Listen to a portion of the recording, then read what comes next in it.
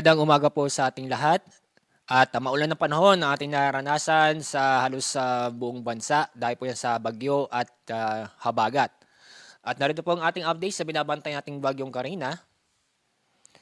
Inyong nakikita sa ating latest na image na halos sa buong bansa ay nakakaranas po tayong maulap na kalangitan at may mga kalat-kalat na pag-ulan tayo naranasan sa Luzon and Visayas. Lalo na po sa western section ng Luzon at Visayas, kung saan ay nakakaranas po tayo ng paminsan-minsang malalakas na pag-ulan. Ito na si Bagyong Karina ay medyo malapit na po sa may Itbayat, Batanes, nasa layong 290 kilometers northeast ng Itbayat, Batanes. Bagyang lumakas ito, kaya ang lakas ng hangin malapit sa gitna ng Bagyong Karina ay nasa 155 kilometers per hour at ang pagbugso nasa 190 kilometers per hour. Inaasahan pa rin natin na ito'y kikilos sa direksyong northwestward.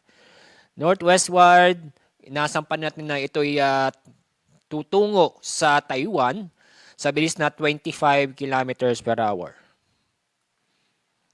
So sa ating forecast track, inaasahan pa rin natin na ito'y magdalan po sa Taiwan bago ito lumabas ng ating PER.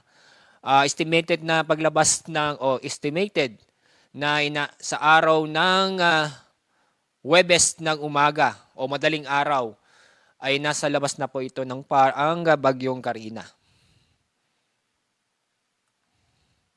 So nakataas pa rin ng Tropical Cyclone Wind Signal number 2 sa Batanes.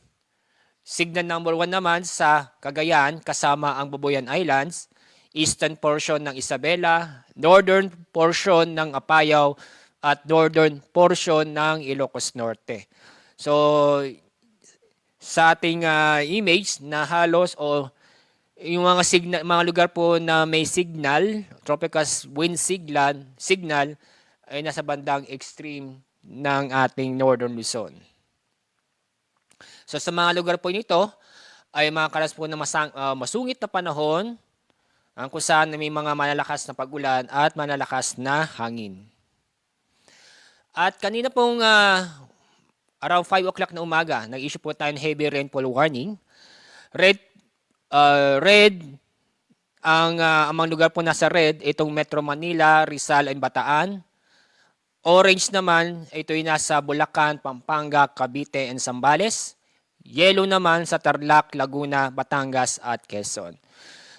Ito mga lugar ito ay asahan po natin malalakas na pag-ulan dahil po yan sa southwest monsoon o habagat. So sa mga lugar po nito ay may posibilidad po na magkaroon ng pagbaha at pagguho ng lupa. So ang pinapahihon namin na maging mag-ingat, alerto dahil sa mga banta ng baha at landslide.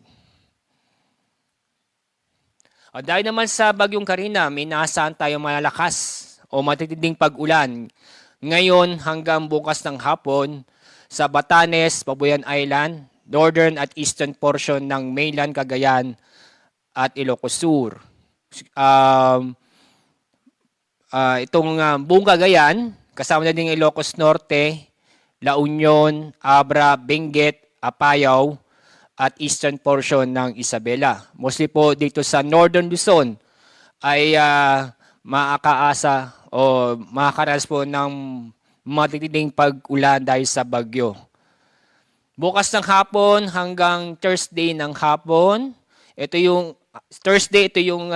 inaasa po natin nasa labas ng PAR, pero may inaasahan tayong malalakas o matinding pag-ulan doon na naman po sa Batanes, Babuyan Island dahil sa bagyo.